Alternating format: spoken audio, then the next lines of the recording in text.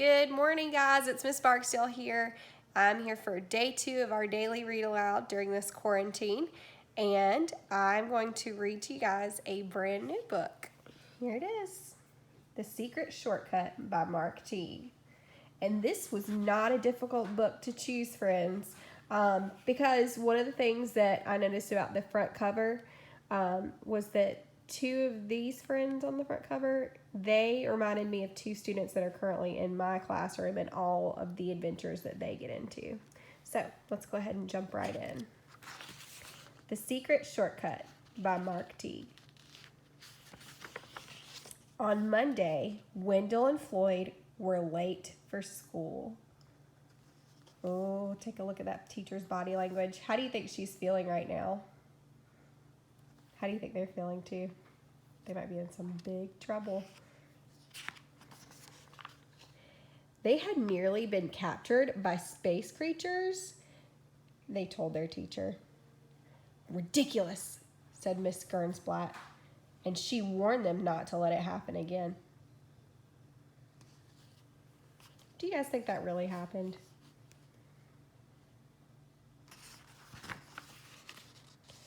But Tuesday was no better. Pirates were loose in the neighborhood. It was sheer bad luck, Wendell and Floyd explained when they showed up late for school. Preposterous, said Miss Gernsblatt.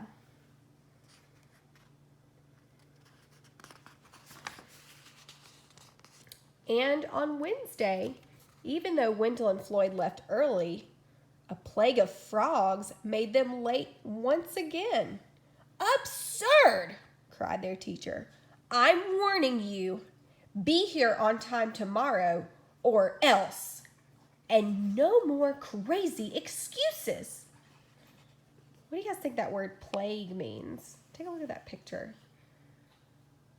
Plague of frogs. And what do you think the problem is in this story so far? Let's be a good deep reader. Miss Gernsblatt's using those words like ridiculous, preposterous, and absurd. Would you agree? What do you think these boys are doing on their way to school? There's got to be a way to get to school on time, said Wendell. We'll just have to leave earlier.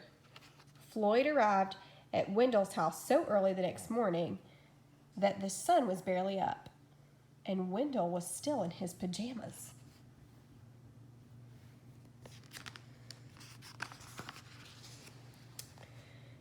I've got an idea, said Wendell as he quickly got dressed. We'll follow my secret shortcut and get to school even sooner. Shortcut? Asked Floyd. I don't know that there were any good shortcuts on the way to school. This is a secret shortcut of all. In fact, I invented it myself. He led Floyd up the alley by the Olick's backyard and then down a culvert, over a fence, and through a dense thicket of blackberry vines. So it sounds like the boys are trying to solve their problem of being late to school. I'm not so sure about this shortcut, you guys. What are you thinking? Have you ever used a shortcut? Then they scrambled over some boulders, down a steep bank and across a narrow stream. This is some shortcut, said Floyd. Relax, said Wendell. We'll be there in a minute.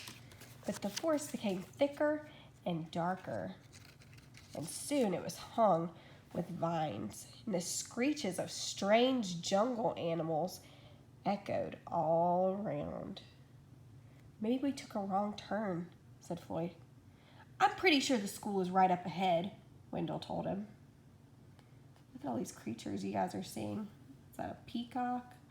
A rhino? Oh, a jaguar? What does Floyd mean when he says this is some shortcut? Do you think he means that in a positive way? Do you think the boys are going to get to school on time? But the jungle only grew wilder, and when the boys finally came to a trail, it didn't lead straight to school as they had hoped. Instead, it meandered through quicksand swamps and past large, sleeping crocodiles. Wow. And look at that, even a hippopotamus. And across a deep, rocky gorge.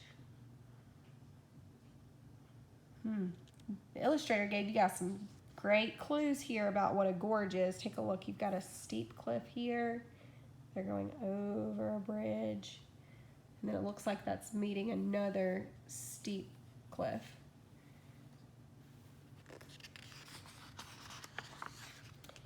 It began to get late. "This is going to be hard to explain," said Floyd. They stood in a small clearing. "I have an idea," said Wendell. "We'll climb a tree and see if we can spot the school."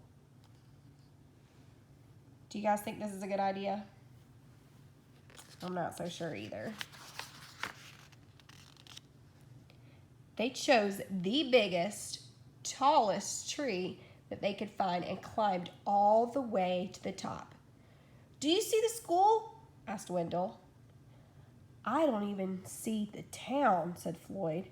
They watched some monkeys playing in the treetops. "I have another idea," said Wendell.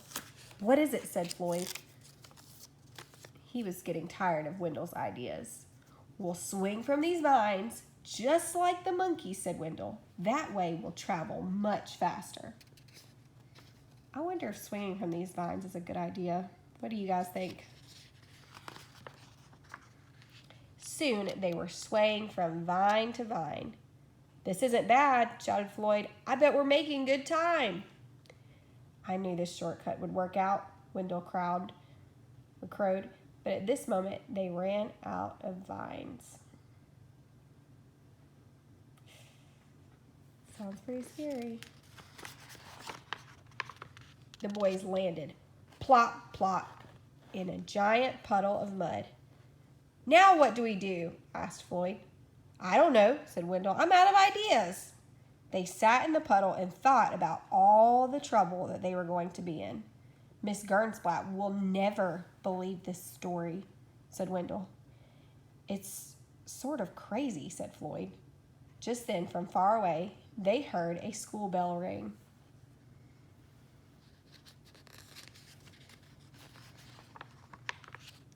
"Did you hear that?" cried Wendell. "It was the first bell. We can still make it if we run." They ran until the jungle gave way to the forest, and the forest became the woods.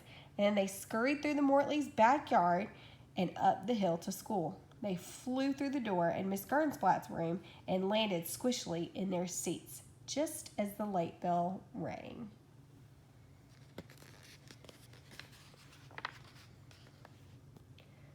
"Well, you made it," said the teacher, "and just in time. But how on earth did you get so muddy just walking to school?"